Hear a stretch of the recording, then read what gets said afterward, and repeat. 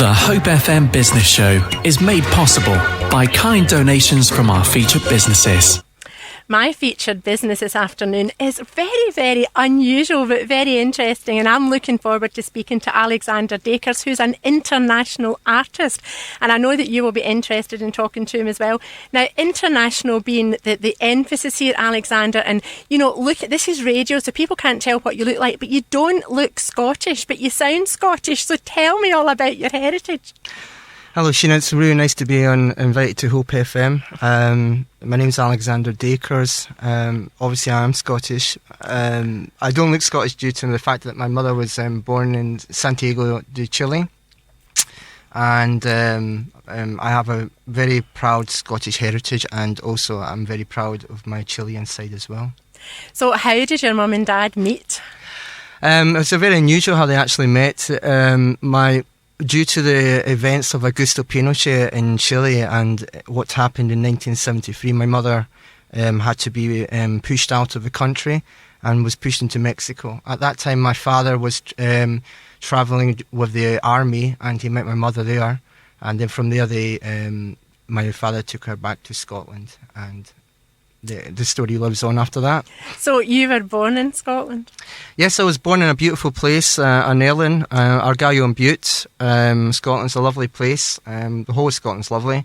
A very peaceful area, and it was probably the perfect place for any artist to actually be. You're most probably more Scottish than what I am, because you're a wee bit further north than me. But was art always kind of in your blood? I mean, tell me a bit about your dad. My father was a very good artist in his time. Even now, he's still a very good artist, but his eyes, obviously because he's getting older, he can't get the colours as good as he used to. He did train me at a very young age. I was never very good at maths or any other topic. I actually think I passed only one maths exam. I was very lucky.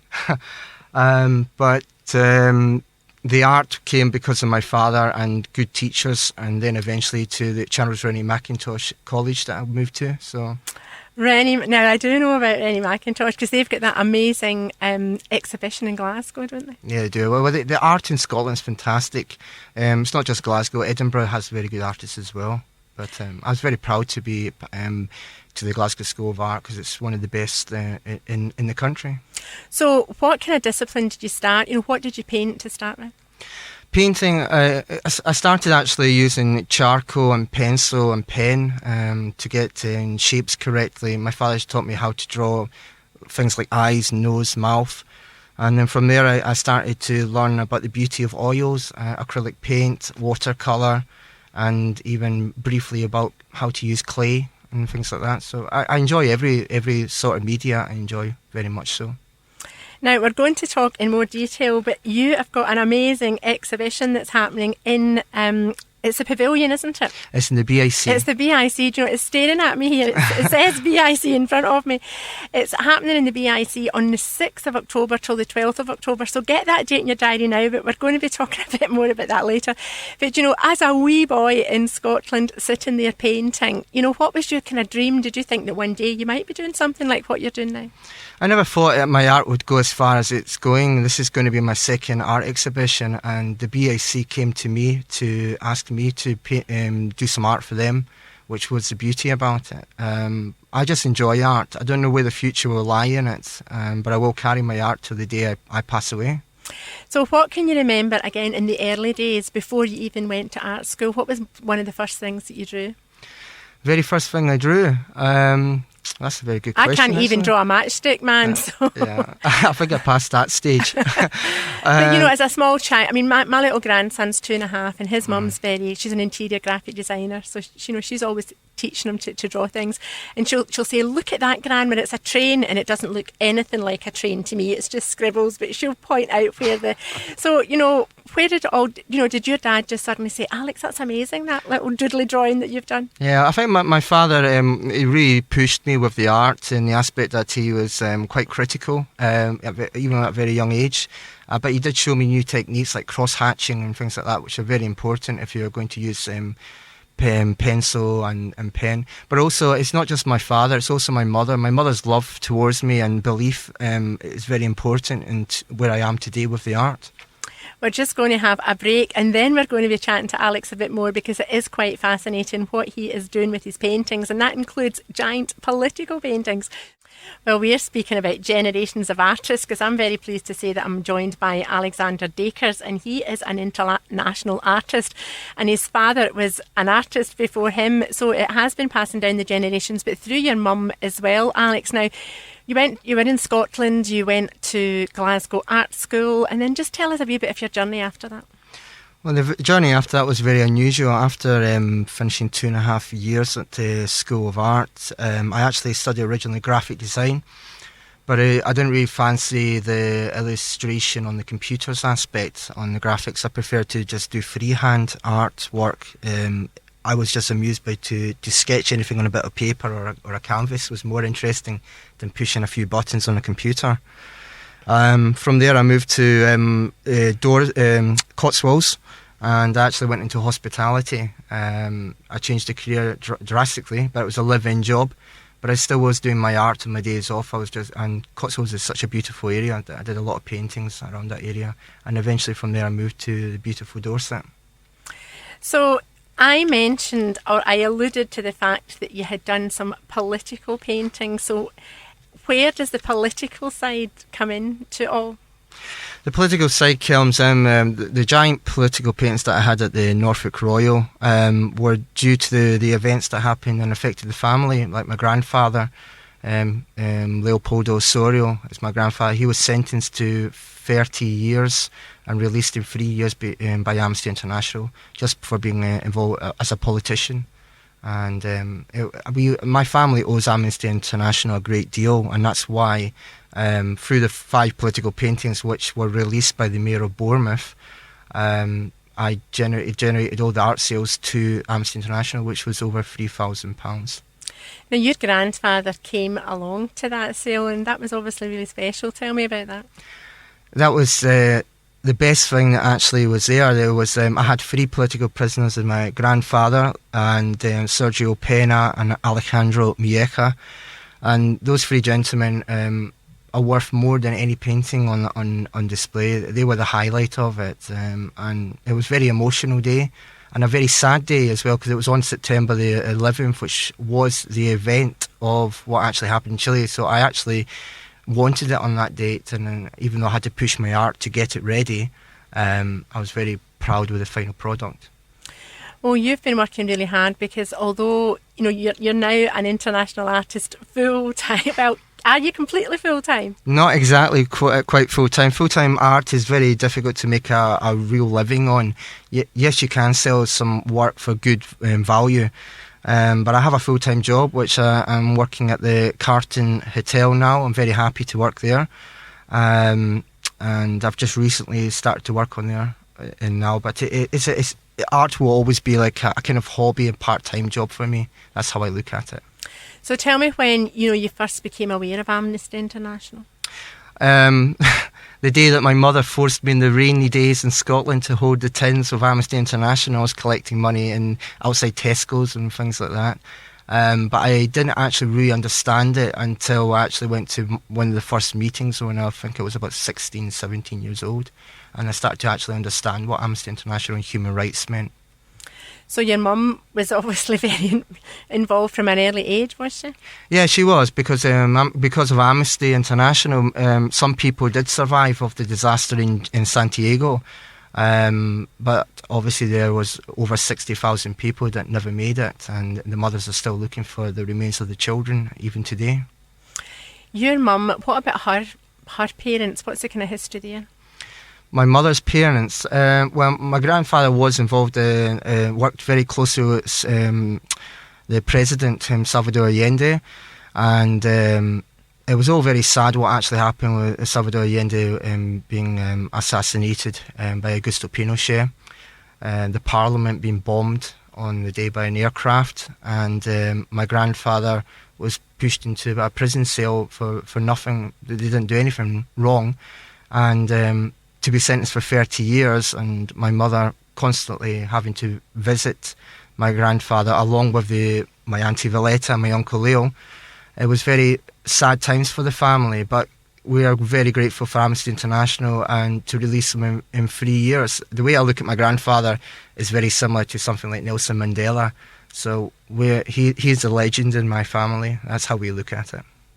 So it's amazing. I can see it all makes total sense now why you would want to be selling your paintings. Now, when you did those 5 giant political paintings, where did you kind of get the inspiration? I know that sounds a really silly thing to say, but were you just sitting one day and thought, yeah, I've got it, I'm just going to paint those 5 pictures? Obviously, they were really hard paintings to do because there was a lot of them.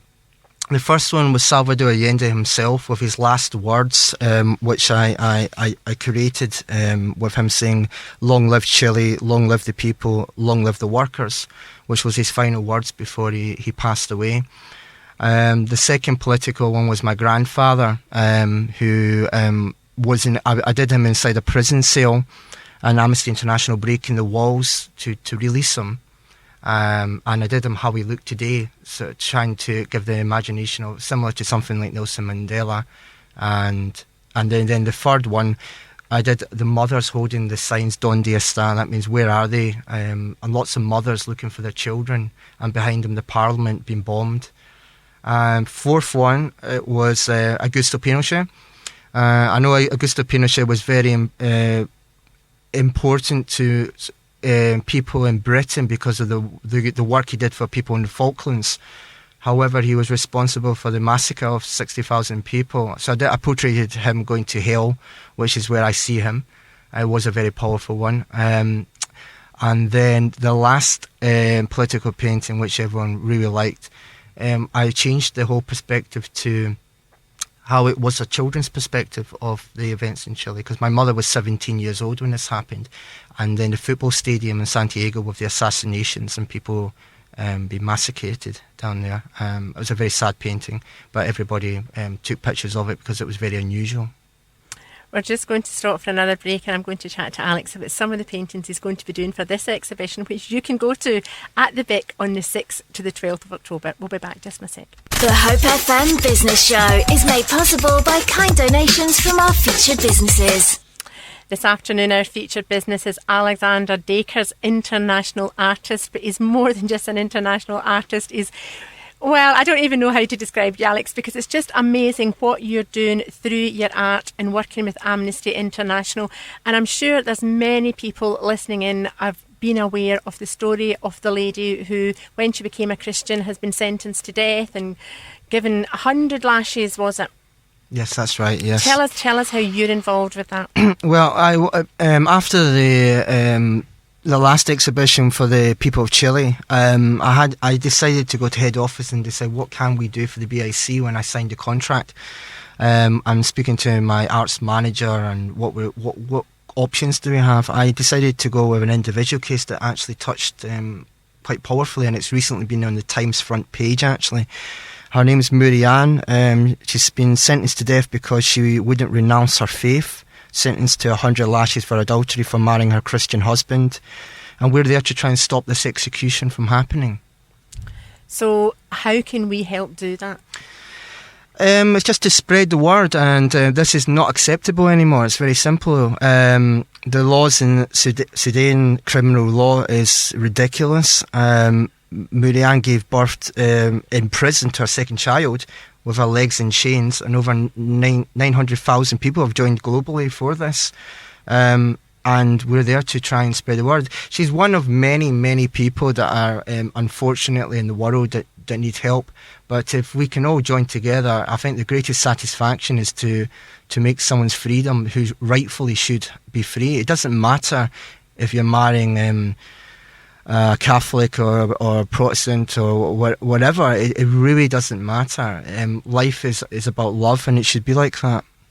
I mean, coming from Scotland, I think it's a bit different. Just interesting what you said about Catholic Protestant, because even now that's still, there's different schools, for example, in Scotland. English people, I don't think, realise that. There is a bit of segregation, but I mean, people wouldn't be punished just if a Protestant married a Catholic. Well, I know it's ridiculous, that scenario in Scotland, but all I can say is about my personal thing is that my girlfriend Basha Gowden, or fiance, is a Catholic girl, and I'm Protestant, and I'm quite happily going to be marrying her next year in Poland. So I'm I'm a happy man, and it shouldn't bother me or anyone what religion you're from. And of course, particularly that we're Hope FM Community Christian Radio, you know, we should be shocked, and we should be doing something about it. And I mean, when you first mentioned her name, I was looking at you, but of course I know exactly who she is. But I have to confess, I've read that story and I haven't done anything about it. And I need to go and do something about it. So where can people go? You can sign up online, can't you? You can sign up online, you definitely can. But what I'm going to do with Meriam is to make people more aware about it. I'm going to start a giant canvas of her face live in Hyde Park in London through Amnesty International with a collection boxes and a petition to get her released. From there, I'll bring that painting to finish it off in Bournemouth Square. The main square, which has been signed off by the council, and then release it in the BIC for the actual exhibition on the 6th of October. So there is going to be a lot of collection points, and a lot of people can sign up to join together and let her have her freedom. So where are you going? When are you going to be finishing that? Do you know when that's going to be? When you're going to be in Bournemouth Town Centre? It looks like it could be September the 21st. The dates will still need to be confirmed because the council is still to get back to me.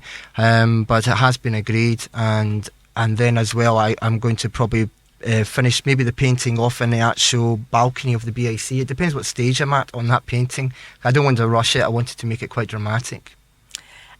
It doesn't put you off then, people kind of looking over your shoulder? Can you see the picture in your head before it goes on the canvas, or are you developing it as you're painting it? Well, I'm just like reading more about Meriam's case and looking at different profile pictures of how her face actually looks, and imagining how she looks now in a prison cell, because there's not actually a picture of how she looks now currently. As of painting it live in front of many people, yes, I'm going to be very nervous that day, as I am very nervous here. But I am going to have music going on in my ears and just focus on the canvas and what I'm trying to do, along with Amnesty International. Is that what you do for most of your paintings then? You know, you've kind of got an idea in your head, but you don't really know what's going to develop until you start with your brush? I think a lot of artists are like that, but a lot of artists actually look at older artists like Van Gogh, Salvador Dali, even Charles Rennie Mackintosh. These were unique artists, and a lot of art today is very talented, but most of it can't touch the greats. It just can't. So when people come along to your exhibition at the Bic between the 6th and the 12th of October, what can they expect to see? 1 or 2 paintings, 20 paintings, 30 paintings? I think there'll be more than 1 or 2. They're all under my bed at the moment, so my bed's nearly touching the ceiling. I just want people to come there and enjoy it. I am open to a lot of criticism. I've always have been. Some people might not like what they see, don't think it's good art, but in the end I don't actually care. I think it's more important that my heart's gone into what I'm trying to do, and to support an individual case. It shows that you genuinely care about other people.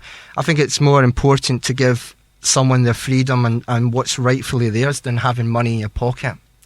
Will that picture, for example, be sold, or will it be auctioned to perhaps raise more money? It depends if someone actually wants to buy that, but the political art's very difficult to sell. Example, the Chilean one that I did have actually some people interested, but all of it has gone into Amnesty head office in London through Kate Allen, who is the chairman of Amnesty. So I think the political art's very difficult to sell, but if someone is interested, yeah, of course I'll sell it. Any money to generate, any art sales like that to generate money for someone to get peace of mind is terrific. Can you just tell us a little bit of the history of Amnesty International? I mean, how did they come together? Amnesty International it forms many years ago. It's obviously for human rights. It started well back in the beginning about not having things like hanging and things like that. So freedom of speech was very important at that time. The Amnesty International group has grown strength to strength. It's now an international brand around the world, and they do terrific work nearly in every country. Although they have been criticised in the BBC News, I think. I don't know exactly what it was for, but all I know is that Amnesty International are very genuine, good charity, along like many other charities like Red Cross and Oxfam. They all mean very well, so that they're a proper professional organisation. And are there other people doing similar to what you're doing? Do you know any other artists doing pictures like this? I know many artists. We did it in Christchurch, and we had it in Bournemouth Library not that long ago. Other artists who displayed their work for Amnesty International for the awareness. So yes, there's many artists around, even in Boscombe, who display their art for Amnesty International, and I expect them all to be at the BIC as well, just to give that extra support for the cause.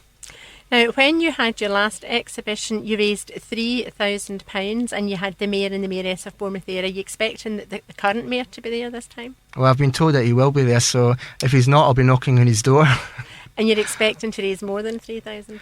I don't know what to expect, but I am going to start it, as I said, in Hyde Park with collection boxes with Amnesty and my team on board, and then that will start a good chunk of money, hopefully, for the cause, which will give 100% to Meriam and for her freedom, and then to bring it to the town square of Bournemouth. I just hope the local community within the square help for this, because each pound means a lot of money for freedom. The way I look at it, if you put a pound towards the cause, you're giving something that can eventually give her rightful freedom.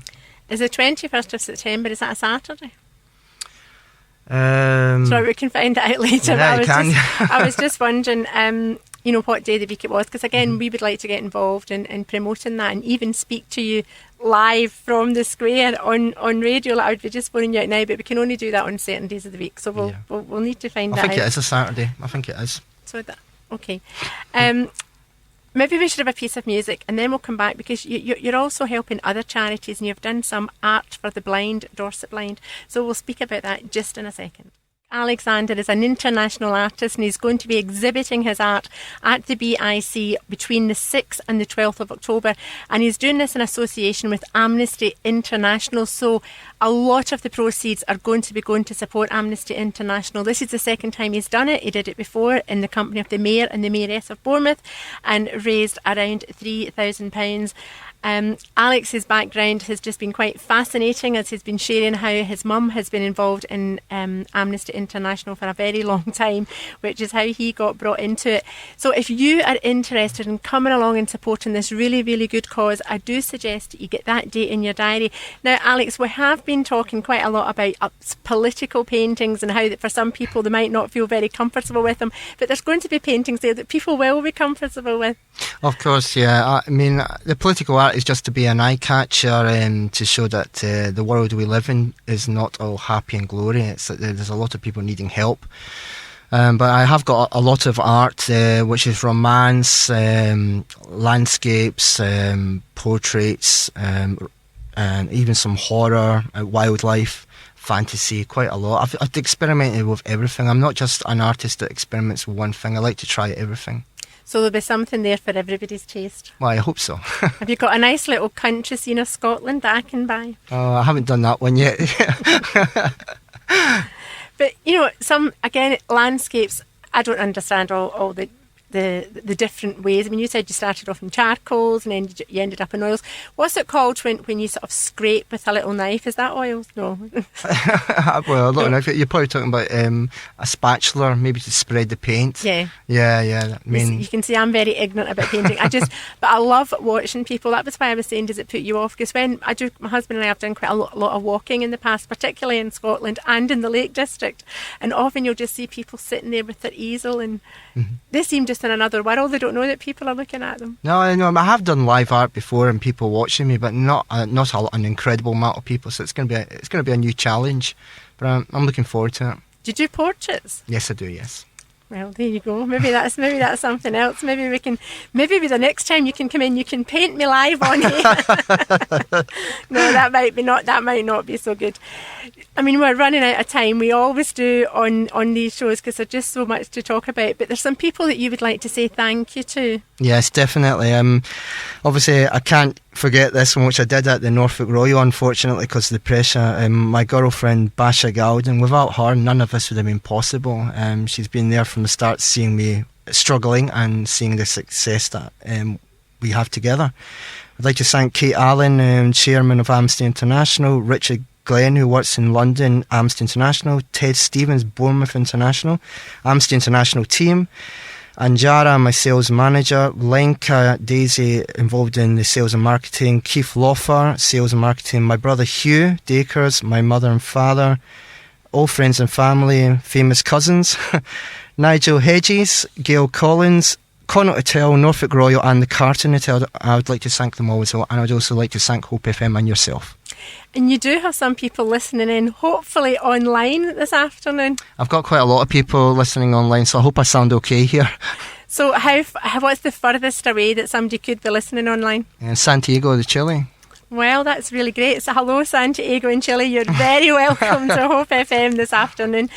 Just final little slot, you've been doing some art for Dorset Blind as well. Yeah, the art for Dorset Blind, I'm still to meet the Dorset Blind people involved in it. So I've had corresponding a few emails, but this was another great idea that came from Nigel Hedges that opened my eyes, that why should they be singled out because they can't see? That's why I've challenged myself to do specific paintings for them, which is going to be 5, and I'm going to make them that they can actually feel the whole object and how it is, and even in the language that they have, it's all done exactly so they can read it as well. And then obviously people that can actually see can explain what they're looking at. Amazing. So what does the future hold for you? What's next? I don't know what the future holds on to me. I just will take it as I go on my stride and just each day at one time. Alex, it's been really, really great speaking to you. We took a wee while to get this interview set up, lots of emails back and forward, and of course as soon as I found out he had Scottish heritage, well, I was right in there. Bournemouth International Centre, the 6th of October to the 12th of October. Alex is going to be exhibiting his art. Just repeat again what people can expect when they come along. Well, I think they can expect something very different. I am an extravagant artist, and they might think, why is his art all in different angles? Why is it like this? You got to understand that my hero in the art was Salvador Dali, and his kind of work is kind of how I would love to set the room. And this exhibition is free. That's even better. Yes, of course it's free for everyone, and hopefully at the end of the week there we can announce how much money we all raise together for Meriam. So it's the 6th of October. That's quite a big amount of time. Is it every day from 10 till 6 or 9 till 5? 10 till 5 every day, and it's the 6th of October till the 12th.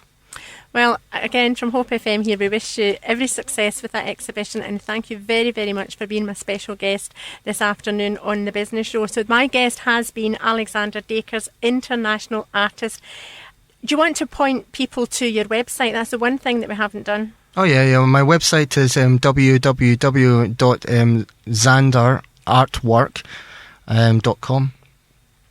Just to say that one more time. www.zanderartwork.com. Thank you. And you've not heard the last of Alexander, because he will be coming to speak to us again, most probably one morning on the Community Matter Show, and we will certainly be promoting this event for Amnesty International. Well, Alexander's got to go and do some other work.